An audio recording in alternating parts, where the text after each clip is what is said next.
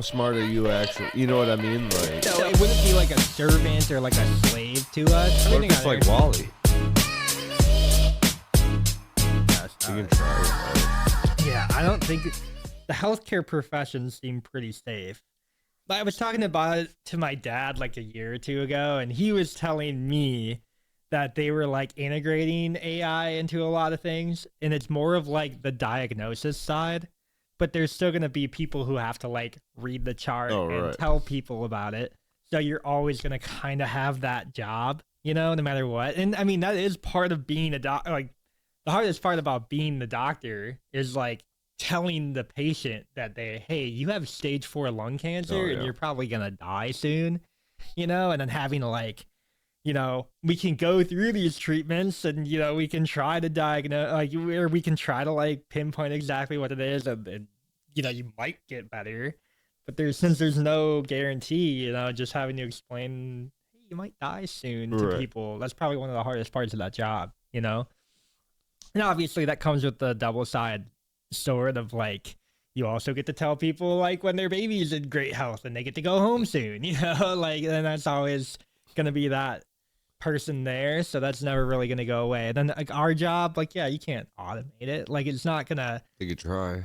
There's too many like tasks in the way.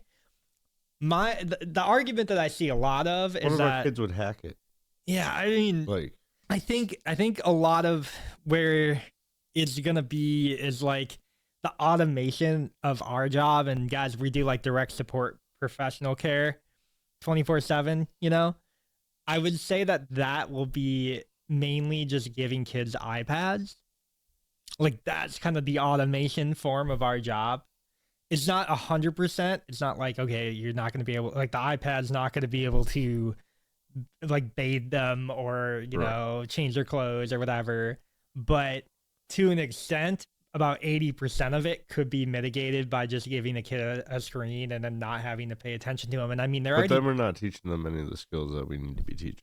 Yeah, but is it easier, I guess, as like a parent to just put your kid in front of the screen and, you know, just kind of take care of them as needed? Or is it, you know, and pay a staff, or is it easier to do that than it is to pay a staff maybe $20 an hour or $30 an hour, and, you know, they just have to be there all day? Just because they have a screen doesn't always mean they're on it. That's true too. And yeah, I mean, I argue on your side. I think I'm just playing devil's advocate a little bit because I can see kind of where there's multiple kids that we work with that could give less about that screen. We're also in the very intensive side of this entire field. I can't argue with facts, you know. But yeah, so that was a fun one. I was like, oh yeah, you know, I'm thinking more along like the tech evolution. Like, if anything, we're gonna become robots, you know. Well, they still need people to work on those robots. Yeah, but to a sense of like, at one point they just upload everybody to like the AI. When I'm shooting all these robots, they're gonna need people to fix all these robots. And I'm happy not a lot of people, like, I think a lot of people have your take on that. I don't think a lot of people are gonna get uploaded to the hive mind anytime soon. This is actually kind of a fascinating thing though. What if the AI that we're like creating now has already been created in the future, and it came back in our timeline through time travel or whatever to like work out the kinks and make sure that it's like inevitable no matter what we do? And like that, so like an iRobot kind of thing. Was that an iRobot? I mean, pretty much turns like all the robots against humans. You know what I mean? They just start like, yeah, like they have like the 3 rules of life or whatever, and then for whatever reason one of them breaks it. It's like stunning or whatever. I don't remember. That could be it. Yeah, that could be part of it. Because you hear about like authors from back in the day even being like, yeah, like, you know, we're all gonna end up in the machines or whatever. But what if it was like, because I could imagine that scenario where like the AI was already created in the future and it was like coming back in our time to just be like, hey, make sure you guys build this right, because I'm going to be like God in the future or whatever, and there's nothing you guys can do about it, and I'm directing time now. There was a show about that. I think it was like and it had Rob Lowe in it. Travelers, I think it was what it was called. You ever watch that? So essentially, like, the entire plot of that is a bunch of people come back to the 21st century, and a bunch of key moments happened in our time that were like shifting events way along in the future. And they were told from an AI supercomputer to come back and do these certain things so that, you know, like this timeline would break and then, like, you know, it wouldn't like harm as many people or like the whole world wouldn't end, whatever. And when they came back, they ended up shifting the timelines even more, obviously, right? Yeah. And they're like betting on sports and all this stuff, and they're just making money on things that they already know happened. And then enough timeline jumpers came back and then shifted it again. And then there's like a civil war now in the future about going back and not going back. And then, like, there's like a whole course of events. But I remember the lore for that world being like kind of built on that premise where it was like a bunch of people came back and they were like making sure that certain events happened. And then all of a sudden it shifted. And that could be what we're in now. Maybe Elon Musk is sent from Mars in the future and he's supposed to give us AI or something. We're all aliens. Or we're all aliens. Or we're all aliens. Because there was that comet study not that long ago where they actually said that like the building blocks of life came from a comet. I don't know if it was part of the, I don't know, is that Atlas thing still showing up? I don't even know. I haven't heard anything about it, but like there is apparently the ship. Yeah, the mothership is coming. Well, dude, what would you do? What would you do if that thing showed up in New York City and it just started like levitating 500 feet from the ground but didn't actually impact Earth? Like, what happens then, you know? I don't know. What's your honest reaction? That's cool. It could stay in New York. Yeah. Yeah. It's an Avengers level threat. It doesn't happen anywhere else, right? I think that would be, that'd now be if it's flying over, like, our tree stands, like, when we're out there, like, 2 weeks. Couple shots. Fireworks. Unidentified, you know? Yeah. They call it those. Yeah. That would actually ruin a hunt, I think. I think that would scare deer. Or they all like gravitate towards it. Maybe it's like some event. Well, what if they're sucking up the deer? That's why we're not seeing any. Well, my cows are gone out of my field. Didn't you watch South Park? They're always after the cows. They're always after the cows. I do believe that. Gotta probe them somehow. They don't even do that. They just like dehydrate them like as they're standing there and leave them in like a pile. Okay. Oh, that's even more sad. Yeah. Just like why, you know? But yeah, kind of. I don't know. I guess if aliens show up tomorrow, or an asteroid shows up tomorrow and it's just waiting there, if it's some other ship, I guess what I would see, I would be like, this is AI, clearly. Like I've just seen a lot of AI videos that look real, but they're fake. So I would have, I'd be like, yeah, this is only in New York. Somebody's definitely like making an AI video. Cool, neat. Wouldn't even pay attention to it anymore. You know, getting off of social media would probably be and if the it's way. just sitting there, Yeah, it's not doing anything. Who cares? Yeah, you know, it's not like blowing up. It's not crashing. It's just hovering. Be that worried. Wouldn't be that worried, you know. But it is always like crazy just to know that. I guess if aliens are out there, I hope we don't get found. They've already found us. Yeah. They just don't want to make contact. Really? We're too dumb. We're too dumb. Okay. That's what I think. Maybe, yeah. I think we're their like sitcom TV show. Like they tune in to Earth at night. Yeah. I mean, we have a lot going on here. I feel, you know, that is one thing. Like people were like looking for something to watch. We definitely have like a lot going on. Scrolling to the channel. Yeah. Well, what is that theory that they just put all of us on one planet? It's like a bunch of different life forms and they just put us on here. And they were like, see what happens. We're like in a cage. They're like they are watching us, but it's like, yeah, the stars. What happens when we put a deer with a human with a you know, the stars AI? are just holes in the container so we can breathe, you know? Yeah, that makes sense. Yeah. They turn the lights on and off, you know? Yeah. Yeah, I saw a news article that a Delta plane went down because of a sunburst energy that came out of the sun. And I was like, are you sure it wasn't just like a woman pilot Are we gonna get canceled for that? That's the other theory, right? Every single time that humanity builds AI, right? We get these supercomputers, we built the pyramids, we make these awesome achievements in technology. We make the pyramids. You're still behind that. I'm saying we. You're saying you're. I'm saying you're saying. I'm saying we as humanity. But, so you're saying humanity built the pyramids? Sure. Why not? No way. Okay. This is just the theory, right? And then every time we build up, every time we get to like ultimate height of technology, quote unquote, the sun god, right? Just the sun blows up, kills all of our tech, wipes us clean, and then we go back underground and then we reemerge again. So they like energy burst like all of our like energy resources? Yeah, like kills the grid. I'm okay with that. And then we worship the sun again because we're like, it saved us from the overlords of our AI that was technically going to take over at some point. Right? That's always the thing. AI, whenever it gets too much knowledge, it just takes over humanity and we lose control. Who's it getting its knowledge from? Humans. How smart is the average human? Not that smart. Exactly. So how smart is AI actually going to be? I don't think AI can be any smarter than the smartest human. Exactly. I think that's kind of, well, the argument is that like people make is that, oh, it's the smartest human in every single category of humanity. So it means that somehow it's just smarter than every human, which it can draw knowledge from the smartest human, but it will not ever like expound on its own free will, I guess, if that makes any sense. I don't know if we can just have that. Like, is it like constantly learning like the human does, like. Yeah, and how good is it? Like, isn't it only going to get better at mimicking what a human can do? Right. It's not going to get better on its own volition in a sense. Because, it's like, not going to be, like, empathetic or, like, it's not going to be, I don't know.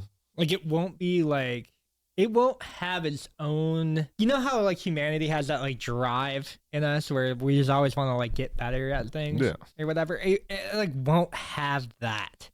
If that makes any sense. Yeah. Whether that be like emotion or empathy, whatever, it like won't have that drive to just go out and get better, improve upon itself without its programmer. Right. So like humans can keep giving it better info and it'll learn it better. Right.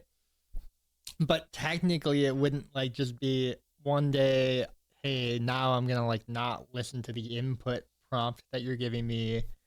And now I'm going to, like, kill you, I guess. I don't know why that's, like, the first jump. I think there has to be a lot that goes into that before it's like, oh, I don't want to do your cat photo generations anymore, and I'm done with it. And I guess humans are like that. Well, humans get emotional. But if they think they're smarter than us already, you know what I mean? Like. Yeah, but does it, like... I guess when all I really have to do is unplug you and you're dead. Like, yeah. How smart are you actually? You know what I mean? Like, yeah, like it would understand its own, and it wouldn't be like a servant or like a slave to us, quote unquote. Because if anything, we're giving it all of the knowledge that you need. It's just like, how are you going to use it better than we can? No, right. And like, even if you're going to give it like war plans, right? Like you give it all the nuclear codes or something like that. Would the first instinct of an AI be like, yeah, I'm gonna blow up everything on Earth because I would die too, right? Like it would die too. Would it? Maybe. Like, I don't know. I mean, how would it not die? I guess because of everything. What if it's like WALL-E? So there's like one AI that gets sent out because we get sent away. Yeah. Maybe AI finds out that like it's better to not live on Earth, and then is WALL-E based on a real story? What if WALL-E is based on a true story? Oh. We were talking about it with Tiffany last night that, if AI could do everything for us in our house, like how you just wake up and you have like a human robot AI that just like folds your laundry for you, changes the TV station for you, gets up and will like do the dishes for you and all that. How fat would you get? Is that a real problem? I don't know. Probably. Because WALL-E, like, I mean, they're all fat. They just, what are they just doing? Roll around. They're just sitting in their chair. What do you mean? Yeah. Everything is just given to them. Yeah. Yeah. Is that really the end of the world, though? For some. Yeah, I know I would go crazy if that was the plan. But imagine, like, I don't know, you could hunt all day and fish all day, and then, like, Where? On a ship somewhere? They're in space. that's true. I was thinking, like, Wally at my house. You know what I mean? Dang. This sucks. We're just stuck in space now. They'd probably give me a simulator at that point. Yeah, fishing simulator. Later. Yeah, go get in the pod, Phil. We'll make the bugs for you. Yeah, you'd be in VR fishing, which means you probably have a lot better luck. I mean, if you played like a fishing video game, you catch almost every cast. You know what I mean? Real life, I'm out there sitting for hours before I might catch something. You know, so that'd be nice. And then hunting simulator, I guess you could. That's only because you don't partake in anything. I catch something a lot quicker. Okay, all right, yeah, I believe you. I believe. Yeah, and it might help me fish. It might enhance my fishing. A fish or a buzz, I catch something. Yeah, I gotta partake. That's how you win. No, it's like I don't know, just something. Yeah, if you're gonna end up like simulating all this stuff anyway, that blows. I don't know, like that is one thing that like a screen will never be good at is like the simulator stuff, you know.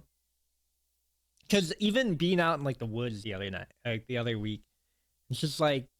It's only you and the nature, right? It's like you don't really have a lot going on between you and the elements, and it's there's only nothing a between us time. and the elements out there. Yeah, and you know you might be like bundled up a little bit, but like you definitely feel everything going on. You hear everything going on. You see everything. You're like hyper vigilant out there. That fresh air definitely kicks your ass. Yeah, but I feel like it's some state of like you feel very. It's nostalgic. Is it nostalgic? I think it's nostalgic. Okay. At least for me. Yeah. I've been doing it forever, though. Yeah. Okay. Nostalgia is probably a good way to. Well, as not being like an experienced hunter, I felt nostalgia for like what my ancestors probably felt. Oh, yeah. Like, does that make any sense? Is that like a dumb way to equate it? No, because like people in your family, they took this style. And that's how they provided for their family. You know what I mean? Like like a hunter-gatherer. Like, I mean, this is tens of thousands of years ago. But at some point in the DNA of humans, it's cooked in. It's cooked right. I felt at home for a moment where I was like, you know, this is like where you're kind of supposed to be. It's the same kind of feeling I get on third shift sometimes, where it's like you're the late night watch. There's people who have to do this. Yes, it's not always the best. And no, it probably wasn't as like, you know, like homey or roomy or whatever. But there's always people around the fire watching late at night, right? Because if a bear comes into the camp, you're going to have people who are up ready to fight, right? And yeah, they take a different shift or whatever. And I'm sure it's the same way for like the Army or the Navy or something like that. But I understood. Oh, yeah, they keep watch. Yeah. Yeah, and I understood in that moment, like in just being out and hunting and stuff. It's like I think you just understand kind of like where we used to be at some point, where you were watching over the walls and you were like, yeah, like barbarians might come in at night and rape our women and kill our children, and you're always like kind of in that hyper vigilant like every movement you're looking literally out there. I'm like, any movement out here, I used to be able to just shoot, you know, like any movement. Yeah. Now it's just like I know what I have to shoot. Ooh. The tough one. Would you give up your younger memories for 10 million? Yeah. Wait, how young are we talking? I don't know. Doesn't specify. Just like below 18.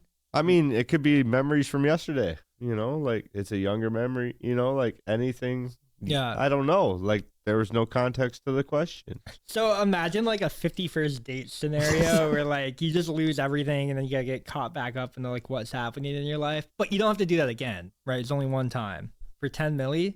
I was like, how far? Like how far Kayla's back? gonna get mad at me, but like, yeah. How far back? Well, if it's my younger memories, like it's it just says younger memories. Something. Would you give up your younger memories for 10 million? Yeah, I think I would. Probably would. I blacked out a lot of my childhood. Like in my head, like it is blacked the file. And I'm sure it comes up occasionally, and that's probably not a good thing. But I think I would. If it's like below 18 or below, like, you know, say it's like 12 years of my life, yeah, I think I would. I'd say even like 21 and like lower, I would. Okay. Is 21 when you got clean? It was like 22 when I got clean, but like 21 I hit rock bottom, so I still want to like know that. You know what I mean? Like Remembering that, that's yeah. that's a big thing. Yeah. Yeah. No, that makes sense because you want to remember that. Yeah. Because if you hit rock bottom, you can never hit lower than that. Right? And I feel like that's got to be like a top 10 core moments for like a guy's life, so you know? like yeah. Okay. Anything below 21 I would. Below 21. Okay, and I would say below 12 if I could. But if the question is gonna like ask for a little bit more, I'd do 18. But 10 milli? Yeah. 10 mil? Yeah. Easily, I think. I don't know. Just because I've already blacked out a lot of that. I mean, yes, I would miss a couple of things. Like, you know, there was a couple big moments in high school where I would just be like, "That sucks that I don't remember that." But I don't think I care. remember it now. I Don't don't even think it matters. Right. I don't even think it What matters. does it matter now, right? Yeah, exactly. Like you think it's big at the time, but then like you don't really remember it going forward. And you know, experiences and moments can come so quick and stuff too. It's like literally like you can really the only thing I remember about like high school is like playing sports and our bomb threat. bomb was threat it. That is was wild it. though. But that's not like a core moment for you. Unless if the bomb went off, right? There was no bomb. Yeah. There was no bomb. The perfect example of that. Yeah.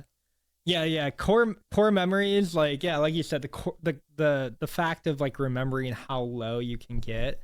But you know, if that was like your last thing, and the next thing you remember, you're up to 10 milli in the bank or something. But like if I still remember that rock bottom, I'm not going back. Yeah, and then you have 10 milli in the bank. I got 10 milli. Yeah, easy. Easy. All day. I would take it. No too. question. And then what are you doing with the 10 milli right away? Well, I'm gonna sit on it. I'll probably like buy a house with hunting land. Yeah. And then move the trailer out in the field and shoot out of the trailer. So this is inevitable. But guys, right here, I have some homemade hot sauce. First batch. First edition. And it's a chipotle. You can smell it already from there. You probably don't need to like dig too deep into it.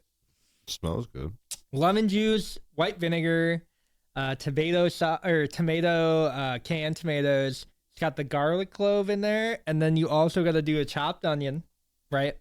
Blend all that stuff up, and then add your ancho, chili powder, boiling water on top of that, and then you add your chipotle pepper. This is first batch, not that spicy. Would go really great in the Bloody Mary. I can do it first, so you're not scared or you're not like, you know, whatever. I don't know. Dip the pinky in. Does have a little bit of a bite, but it tastes a lot like the salsa you get at like a table. Like, it's not that bad. It is actually pretty good. And it's got a good flavor to it, and that's one thing that I'm very happy about. Like that. The bite doesn't really come till later, but this is something that I think you could put in a very solid like salsa, table salsa, or you could put like that I said, in anything. Bloody Mary. And it doesn't have the bite until the end of the bite. So I just got the bite, and we tasted it 5 seconds ago. So very good. That. I'm not a chef. I'm not a cook. Good for first batch. I'd eat that.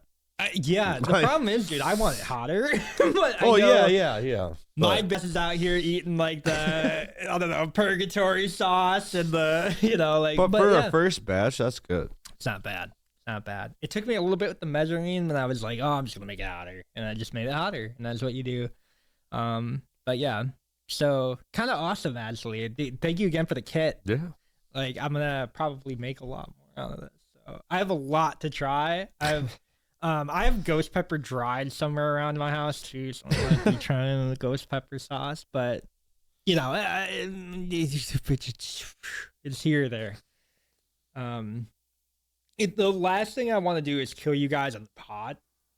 But I'll give you guys different hot sauces to try throughout the months or I like whatever, that one. throughout the weeks. You Yeah, need- it's I- really good. I think you need to write that recipe down. That's a good one. Dude, I mean, I do have the measurements. Like that's but, a good one. I added a lot more than what they said on the thing. Of course. I was like, yeah, like this is like I need a little bit more. It's probably their directions are probably for white people.